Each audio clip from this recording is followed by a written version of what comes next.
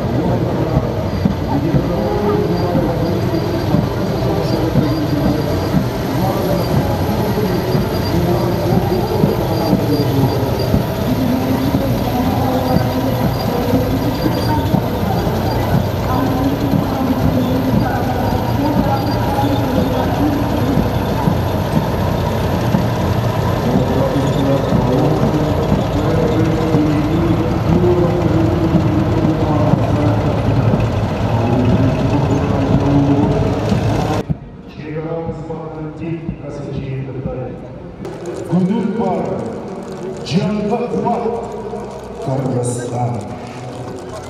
30 yıllık mağarabımız kut olsun.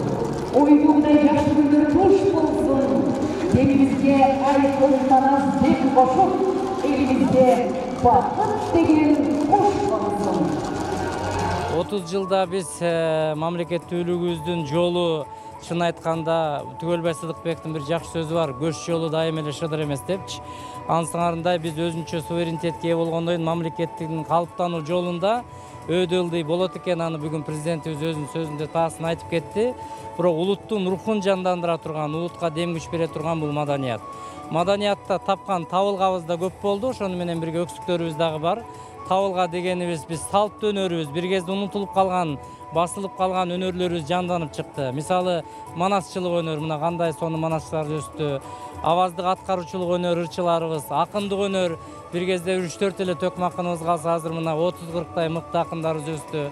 Мисалы үчүн улуттук аспаптарыбызды ойногон кишилер калбай калды эле Советтер Союзунун акыркы жылдарында. Азыр баардык аспапты ойногон комузчулар, кыякчылар, чоорчулар, ал тургай жетигенге чейин ойногон мыкты музыканттарыбыз өсүп чыкты. Бул биздин табылгабыз деп эсептейм. Анан эми баягы 30 жыл ичинде экономикалык кризис учурунда эмгек акы, жашоо шарт баардыгын тийгизет экен. Ошол мезгилде классикалык искусство учурунда башка мамлекеттерге кетип калган, ошол тармактагы адистерибиз тарбияланбай калган учурларыбыз дагы жок эмес. Биз азыр ошол өксүктү жоюшубуз керек. Себеби биздин кубанганыбыз ошол мектептин али да сакталып тургандыгында. 30 жылдагы биздин жетишкендигибиз мына улуттук консерваториябыздын ачылып калгандыгы, Бишкектеги хореографиялык окуу жайдын ачылып калгандыгы, жана бир топ музыкалык багытта окуу жайларыбыздын сакталып калгандыгы бүгүнкү күндөгү маданиятыбызды сактап турат. Бүгүнкү эгемендик күн менен жалпы кыргызстандыктарды куттуктайм. Бүгүн мен өтө толкундап турам. Бүгүн кайрадан Советтер Союзуна барып келгендей болдук. Ошондой парад өттү. Бүгүн элдин маанайы жакшы, биздин да маанайыбыз андан да жакшы. Дайыма ушундай майрамдар көп болсун. Эмнегедир патриоттук сезимим аябай жогорулап өйдө көтөрүлдү да ошо парадты өтүп атканда. Жалпы кыргыз элин ушул бүгүнкү майрамы менен куттуктайм. Ар бир үй бүлөдө ынтымак ырыскечик болсун. Майрамыңыздар менен. Элимдин бейли берекеси толуп турсун. Бешенесинен бакталай конуп турсун. Жакшы деген ушундай күндөрү көп болуп, жаратканым ыраазы болуп турсун. Бар болсун, аман болсун. Урматтуу кыргызстандыктар, бүгүн бардыгыңыздарды эң бир жакшы майрамыбыз болгон эгемендүүлүгүбүздүн 30 жылдык майрамы менен кызуу куттуктаймын. Бардыгыңыздарга үй бүлөлүк бакыт каалаймын. Бул күн мен үчүн өзгөчө күн. Себеби мына ушул 31 август күнү менин улуу кызым жарык дүйнөгө келген болчу. Ошол улуу кызымды дайыма ушул Ала Тоо аянтына алып келип жүрүп, анан улуу кызым ошол эч даярдыгыбыз жок, эртеден кечке чейин жумушта болчу элек. Анан үйгө барып алып, Кыргызстан бүгүн сенин майрамың, анан менин майрамым дечү. Ошол үчөөбүздүн майрамыбыз, элибиздин майрамы кут болсун. Бардыгыңыздарга бейпил турмуш каалаймын. Мен энди барша бауырлас кыргыз халкын мынау эгемендиктин 30 жылдыгы менен шын жүрөктөн куттуктаймын. Тәуелсиздик мәңгү болсун, кыргыз эли жасай берсин, ар убакытта бирликте болуп, берекелүү болсун. Мынау барша казак элинин атынан бизди куттуктап келип отурмуз өздөрүңүздү. Бүгүн керемет парад өттү, айтыс өтүп жатыр, Сармерден өттү 30 жылдыктын аясында. Керемет даярланган экенсиздер. Алла кааласа, осы казак-кыргыз достугу мәңгү жасай берсин дегим келет. Жаманында, жакшысында көрүп, бирок элибиздин уңгусу ушул түзүк экен. Ошондуктан мына бүгүнкү күндү көрүп атабыз. Бардык кыргыз элине, бардык мен кыргызмын деген, же болбосо Кыргызстанда жашап аткан башка улут болобу, мен Кыргызстан менин мекеним деген бардыгына ошол бүгүнкү майрамыңыздар куттуу болчу демекчимин. Урматтуу кыргыз элим, барыңыздардын эгемендүүлүк байрамыңыздар менен куттуктайм. Ар дайым кыргызтуубуз бийиктерде желбиреп жүрө берсин, Кыргызстаныбыз өссүн, өнүксүн. Кыргызстаныбызды көздүн карагындай сактайлы. Байрамыңыздар менен. Бүгүнкү кыргыз элимде бүгүнкү болуп аткан 30 жылдык эгемендүүлүк майрамы менен бардык кыргыз элимди куттуктап кетемин. Кудайым буйруса, кыргыз элибиз өнөт, өсөт, биз ишеничтебиз. Ушул бүгүнкү эгемендүүлүккө арнап, мен ушул неберелерим менен кошо ырдап берсем деген ойдо турам да.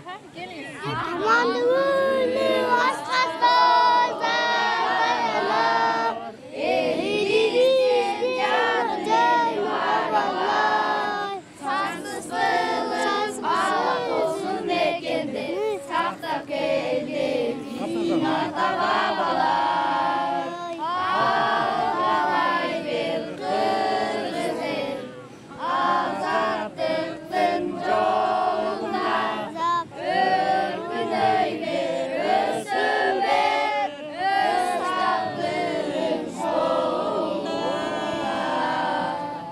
биз ушу Кыргызстанда жаркырап жайнап жакшы турмушта